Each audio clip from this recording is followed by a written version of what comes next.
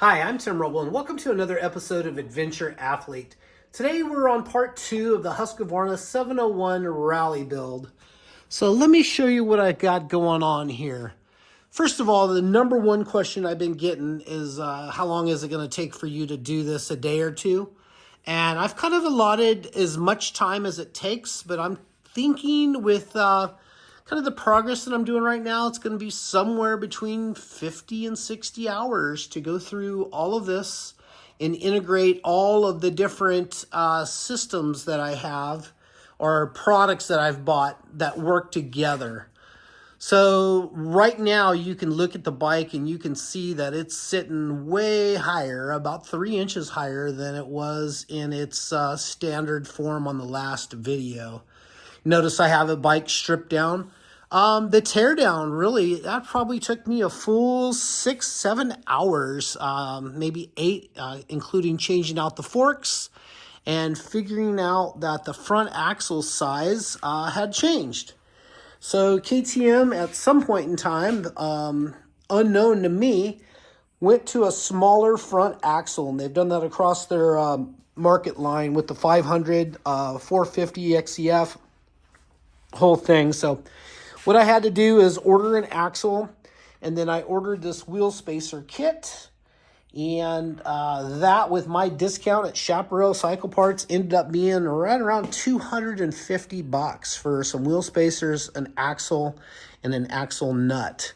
That kit did come with a rebuild kit. Let's see if I can find that real quick. Down here. Where is it at? Underneath some pegs. I don't know where it went. Anyway, yeah, it came with new bushing seals, bearings, and that inner spacer and everything. But pretty much all I needed to do was change out those wheel spacers. So while I'm on the bike, getting it stripped down, not tough at all, but learning a new platform.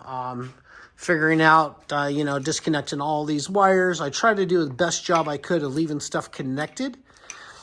Just so I kind of know where it goes. If I didn't need to tear it down, I didn't need to take it apart. I didn't take it apart.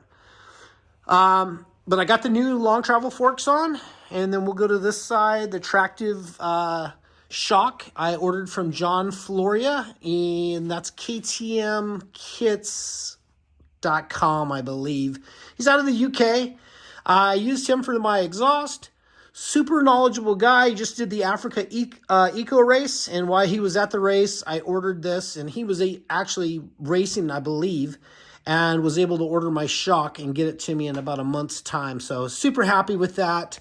I got that installed yesterday, and you can just see how much taller the bike sits. Even look at the chain; it looks a little weird because it's sitting up so high. But that's going to be probably not necessarily a ride height of the bike, but it definitely made the travel really about 3 more inches total. So it's a full rally spec build right now. I love the forks, although I haven't ridden them. I love the adjustability of them. Those are going to be great. Also, while I was there, I ordered some of his 1-inch lower foot pegs. And let's see if we can get a good look at those. These weren't crazy expensive. I know I've paid more for pegs in the past. The build quality on these is phenomenal. Just absolute, as a welder, fabricator, machinist, these are a work of art. And I'm super happy to have them and run them. And that's going to take this little peg, and it's going to drop that peg down another inch, and you can see the difference in the that's the hole to hole there, the lineup. So that gives you a lot more input on the bike. Riding a motorcycle properly, you're actually riding and steering the bike through the foot pegs, not so much just the handlebars. Around to the other side, you'll see that I have removed, well, we'll talk about all this pile here. This is all of the parts that have come off the bike that are not going to be used. And then I have the forks packed up in a box. But the seat and all of that, that's pretty much what's not going to be used. I am going to keep the extra pegs because they actually go on with just 2 bolts on each side. And if we ever need to ride 2 up, that'll be something fine to do. So if you notice, I've removed all the SAS canister stuff that hung right here. Let me grab that in a bag real quick. So this is all the stuff that I removed. And we'll go back to all of this. Got rid of all the canister. Rottweiler Performance for the block-off plate. And then down here, this one right here that I have shrink wrapped, it's you do this, they give you a little wire, and you basically plug that in and do a loop on that. And then there's another valve that mounted back here, and there's a little dongle, that's this dongle right there, that they gave you. And get that out of the way. I actually had that installed, and then it was in my way for the shock and everything. So I'm going to relocate this so everything is kind of easy to work on, understanding the platform. You look up top, you notice that the stock airbox has been removed, and I have Rottweiler Performance's airbox. Nice, easy install on that, and a lot easier to work on than the factory unit. As far as that goes, I have disconnected the battery. I needed to do that primarily to get the shock out, which I took these 2 top bolts out and then lowered everything down and just kind of wiggled everything out. Everything's really tight fit on this thing. And I'm going to work on routing. I did take the ABS sensor off the back, traction control ABS sensor off the back, and my plan was to reroute it to the front, but the wire is just not going to be long enough. So that is not going to happen. I got to figure out a different solution for that. I'm sure Rottweiler has a dongle for that. I will be checking out that shortly. So I got my long travel forks installed, utilizing the factory triple clamps. I think those are pretty slick. No problems there. You notice that I did the Scott's steering stabilizer and the BRP mounts, rubber mounted mounts. That moved the bars up a little bit, but I did replace the factory handlebars with their highest rise that Pro Taper makes, which is a KX High, and that's what I'm running on all of my motorcycles. I'm 6'3", and it's nice to be able to have that. I did install and tap the ends for the big bolts on the highway dirt bikes bar ends. And as you can see, they have the mirrors nested in there. And I know they're going to be super tight to pull out right now. Might not be able to do this with one hand. There we go. So those pop out and go like that. So you have a nice rear view mirror. And those actually do work really well. They got a slight convex to them, so you can see nice and around you. I did tidy up some things on the handlebars and change a few things around. I got rid of the factory covers, which requires different bolts. And the bolts for that are in your Husqvarna parts kit. Another thing that I did is I installed this cap. And I'm trying to think. I think I got that from Rottweiler Performance. But that gets rid of the keyed cap. So this bike will have full... These are the factory KTM tanks. And that's nice that all of this stays factory, and all of the parts and accessories for everything is kind of like a plug and play on this. So today I'll work on mounting the nav tower and getting the fuel tanks like wired in, plumbed in. Basically what I'm doing is I'm going to Aurora Rally's YouTube site, and I'm just watching the install.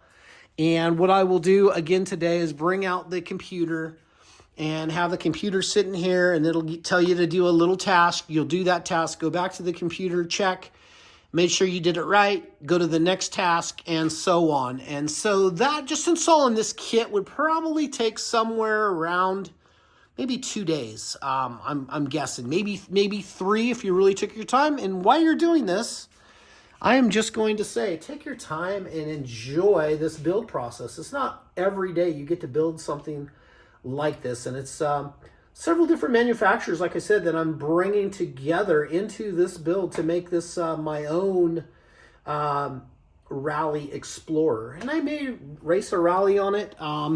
If I do, probably the Sonora Rally down in Mexico. I think that looks like a good first rally to do. First, I'm going to put some miles on the bike. I'm going to leave the stock tires on it for now, the factory setup. I have a 908 RR for the rear right here for it, but I'm just going to go ahead and burn it in. And then I got a partially used Golden Fatty. It is a 6-ply tire, I believe. It's the thicker one of the two, and then I'll install that with the tubeless systems in it, and about 8 ounces of slime. And the slime isn't necessarily for the holes, but the slime is for kind of like a cooling and lubricant. I've had great luck with that. I'm going to go ahead and say I probably have some of the most miles on the tubeless system. I probably have 50 or 60,000 miles from different bikes I converted. My 890 has got tubeless in it. My 450's got tubeless in it. My 950 Super Enduro that I had, that build, had the tubeless in it. Another thing that I was going to say about this is this build is it's a tough build. It's actually, there's a lot going on here that you got to integrate and understand what's going on, you know, just from like the new axle, you know, that's just one more little hiccup in the thing. I still have that on order. That should be in sometime next week. But this right side lower exhaust, I have to Sikaflex a exhaust hanger on that. And I have that right here. And I'm going to probably reach out to John and make sure that just Sikaflex is going to be used, because we got a bunch of holes in there. I doubt we're going to shoot a self-tapper or something through that, but if so, the Sikaflex would seal everything up. But that's where that bracket's going to go for that low side exhaust hanger. One more thing on that canister delete. We did this and this. And then coming over here to the other side, there's a hose and a nipple, brass nipple that's coming out. And let's see, where is it at? It's covered by wires. And it's right there in the manifold. Poking right there. There was a brass fitting and a hose right in there, and they give you like a little, I think it's an 8mm and a brass washer to install to plug off the hole. But as you can see, the bike is getting more and more simple as I'm pulling it apart and getting rid of items. This bike is actually, I'm going to just say, kind of as tough to build as my 950 Supermoto that I converted into a Super Enduro with a long travel, a full 320 kit on it. As you can see, just taking another look at this pile of what you don't need off of a brand new motorcycle, and making it that with all of these parts installed. Carbon fiber skid plate, really nice unit. If you look at how well all of this was laid out, it's awesome. But I know that carbon fiber is not really the best material for a skid plate. So it looks great. It's lightweight. It's rigid. But in the rocks, if you happen to ride through the rocks and make contact with rocks, sooner or later that starts to abrade away. Not as good, in my opinion. I made skid plates for years. No longer have my press brake or CNC plasma. Just a quick look around the shop for those of you that might be interested. I'm down to a MIG welder. Kind of got a fabrication table, a 3-roller, a bender, notcher. A lot of this stuff I've just replaced. Still have the chop saw and the extra metal. I'm getting ready to... I want to get through this project so that frees up this table for layout and everything on the Humvee project. Got my little scribbling here of what that's kind of the rendering is going to look like of the Humvee project. So getting through this. Today's Friday morning after Thanksgiving, and I plan on going for a bicycle ride today and just feel better. It's sunny and nice and not windy, so I'm going to go enjoy the day. Be back probably around 1 o'clock or so, and I'm going to jump back on this, get this navigation tower and front headlight assembly. This is the bracket that goes up on the stem. Kind of ties into the location up top and then a clamp on the bottom. Kind of a really slick setup. Actually, it was slicker than I did on the 890. And then start sourcing some of these wires and making sure wire routing and everything is good. I hate a wire mess, especially when you're out on the trail and you got to chase down a problem. That sucks. I have the factory KTM windshield, the Rally windshield right here. I'm going to leave that wrapped until it's time to go on. I got extra exhaust and extra parts and pieces. The fairing sticker kit and the tall Rally seat for this.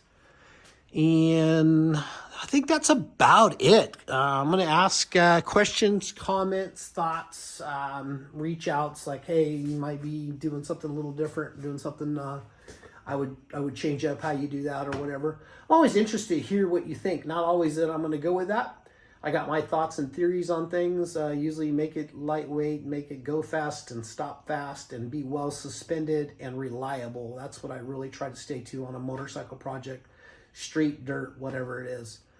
I mentioned before, I got a Recluse for it and a Trail Tech Voyager Pro. Like I said, that's kind of my go-to. And I will basically work my way through getting all these parts set up and installed. That's going to be it for now. Tell me what you guys think. Hit me up down below if you've built one of these or have a desire to build one. Hopefully this video helps you or inspires you in a positive manner. That's going to be it for now. Thank you guys so much for watching. I appreciate each and every one of you. I'm Tim Roble, and I'll catch you here next time.